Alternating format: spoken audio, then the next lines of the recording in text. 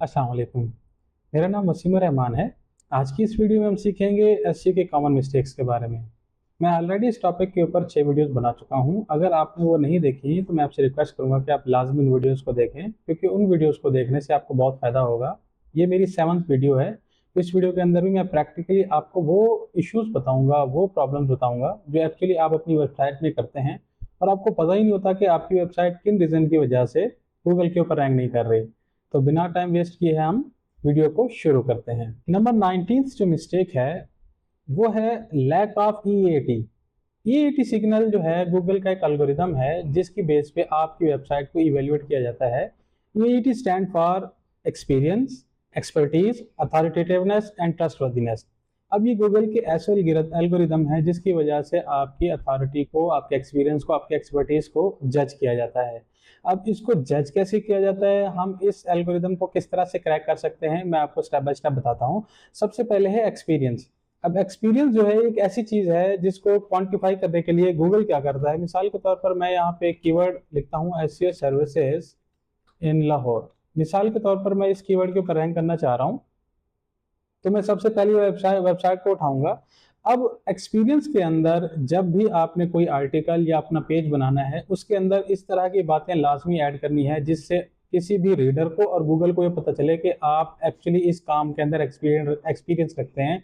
मिसाल के तौर पर यह है कि जैसे आपके सामने वेबसाइट ओपन हुई है, तो आप कोई भी एक्टिविटी, कोई भी सर्विस दे रहे हैं, तो उसमें आप ये बताएंगे कि आपका इस काम के बारे में ओपिनियन क्या है। जैसे एसईओ है, अब मैं एसईओ की सर्विसेज देता हूं तो मैं बताऊंगा कि एसईओ के थ्रू गूगल को किस तरह से रैंक किया जाता है और इसमें मेरा पर्सनल एक्सपीरियंस क्या है।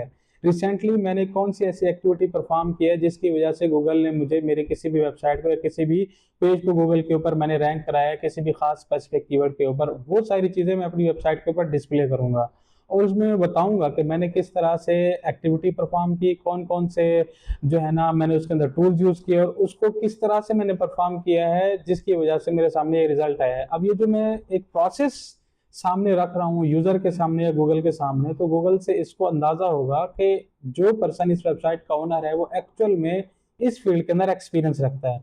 अगर मैं जस्ट चैट जीपीटी से कोई कंटेंट लिखवा के यहाँ पे अपलोड कर दूंगा तो इस तरह से ना ही गूगल को समझ आएगी कि मैं इस फील्ड के अंदर एक्सपीरियंस रखता हूँ या नहीं, और ना ही यूजर को पता चलेगा। दूसरी जो सबसे इंपॉर्टेंट बात है वो ये है कि मुझे एक्सपीरियंस को शो करने के लिए, अगर मैं ऐसी एक्सपर्ट की जैसे मैंने एग्जांपल ली है, तो मैंने जिन भी क्लाइंट्स के साथ ऑलरेडी काम किया है उन क्लाइंट्स के रिव्यूज मुझे गूगल के ऊपर या वेबसाइट के ऊपर शो करने चाहिए। जब वेबसाइट के ऊपर रिव्यूज होंगे, कोई भी पर्सन, एक 30% विजिटर मेरी वेबसाइट के ऊपर आएगा, तो जब वो इन चीजों को देखेगा, स्टडी करेगा, रीड करेगा, तो उसको समझ आएगी कि मैं एक्चुअल में इस फील्ड के अंदर एक्सपीरियंस रखता हूँ। और ये रिव्यूज जो है, ये फीडबैक्स एक्चुअली गूगल के अंदर भी जो एक्सपीरियंस का उसका एल्गोरिदम है उसके अंदर वाइटल रोल प्ले करते हैं।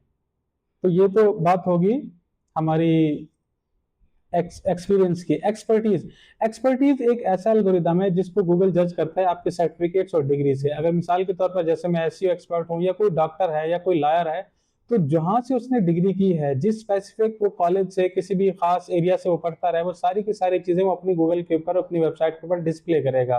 तो गूगल उसको रीड आउट करेगा, रीड आउट करने के बाद वो उस वेबसाइट के ओनर को एज ए एक्सपर्टीज एक्सेप्ट करेगा। उस गूगल का जो एल्गोरिदम है उसको इस तरीके से क्रैक किया जा सकता है।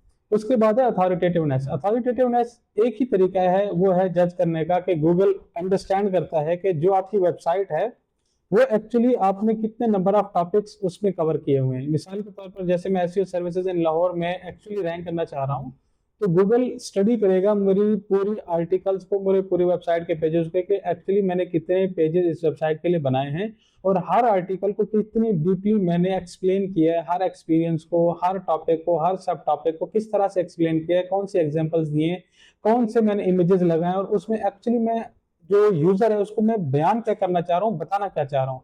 तो ये जो सारा प्रोसेस है उसकी जो अथॉरिटी है वो गूगल के सामने थ्रू टॉपिक्स बिल्ड होती है। अब जैसे मैंने एक वेबसाइट ओपन की है, साइट लिख के कॉलन लगा के मैंने वेबसाइट के अंदर इस तरह की गूगल के अंदर कमांड दी है, तो गूगल को समझ आ जाएगी कि मेरे पास एक्चुअली जो इतने आर्टिकल्स हैं वो एक्चुअली, जैसे ये देखे ना 122 पेजेस, अब ये 122 रिजल्ट हैं, ये एक्चुअली गूगल को ये बता रहे हैं कि इस टॉपिक के ऊपर इस वेबसाइट में 122 पेजेस हैं। अब ये 22 पेजेस, 122 पेजेस एक्चुअल में एक अथॉरिटी बिल्ड कर रहे हैं, तभी ये जो वेबसाइट है गूगल के ऊपर यहाँ पे रैंक कर रही है। अब ये जो अथॉरिटी है उसने नंबर ऑफ टॉपिक्स के थ्रू की है।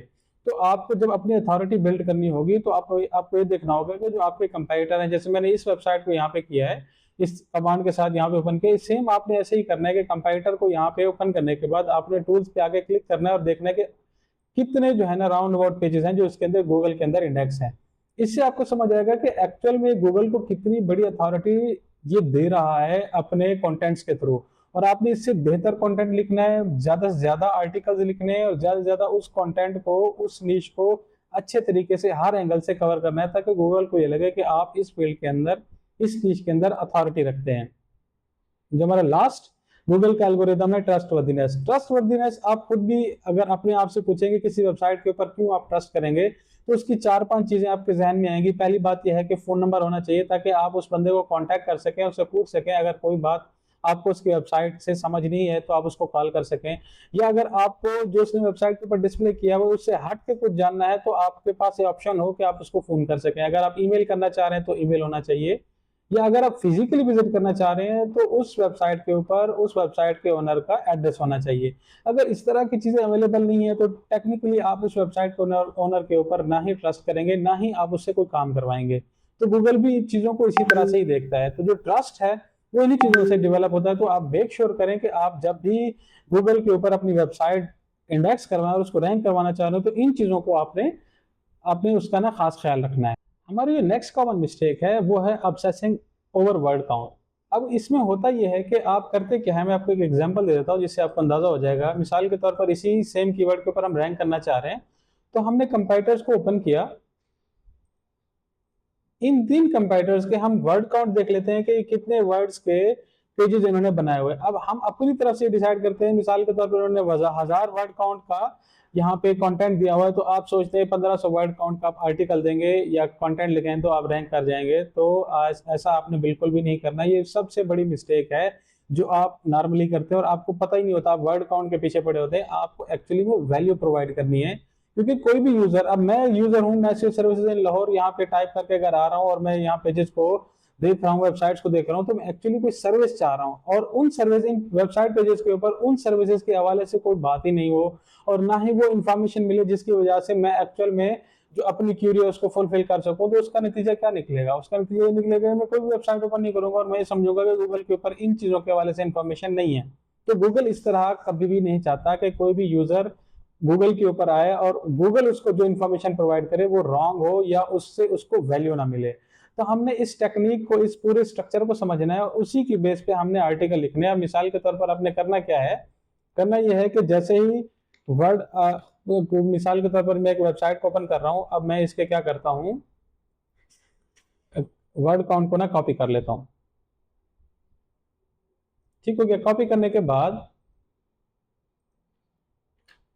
मैं यहाँ पे आता हूँ और मैं देखता हूँ कि इसका वर्ड काउंट कितना है, 1231 वर्ड्स के इसने जो है ना इस कंटेंट को इस पेज के ऊपर पब्लिश किया हुआ है। मैंने ये तो देख लिया, लेकिन मैंने ये भी देखना है कि एक्चुअल में इसने किन किन टॉपिक्स को कवर किया हुआ है, किन किन सेट ऑफ टॉपिक्स को कवर किया हुआ है। क्योंकि ये जो मेन कीवर्ड इसका गूगल के ऊपर रैंक कर रहा है, उसकी सबसे बड़ी वजह इसके सब टॉपिक्स भी हैं जो मेन टॉपिक को पुश कर रहे हैं, मेन टॉपिक को एक्चुअल में वैल्यू प्रोवाइड कर रहे हैं वो सब टॉपिक, जिसकी वजह से कोई भी व्यूअर, कोई भी विजिटर जब गूगल के ऊपर आता है इस कीवर्ड के ऊपर, वो उस मेन टॉपिक की डेफिनेशन को पढ़ता है, मेन टॉपिक के हवाले से इंफॉर्मेशन लेता है, जो उसके सब टॉपिक्स हैं उसके बारे में वो रीड आउट करता है। जिसकी वजह से गूगल ने ये मेक श्योर किया है कि गूगल के ऊपर वो आर्टिकल या वो पेजेस रैंक करें जो मेन टॉपिक के साथ साथ उन सब टॉपिक्स को भी अच्छे से कवर कर रहे हो, जो एक्चुअल में व्यूअर चाहता है मेन टॉपिक्स को रीड आउट करने के बाद उन सब टॉपिक्स को।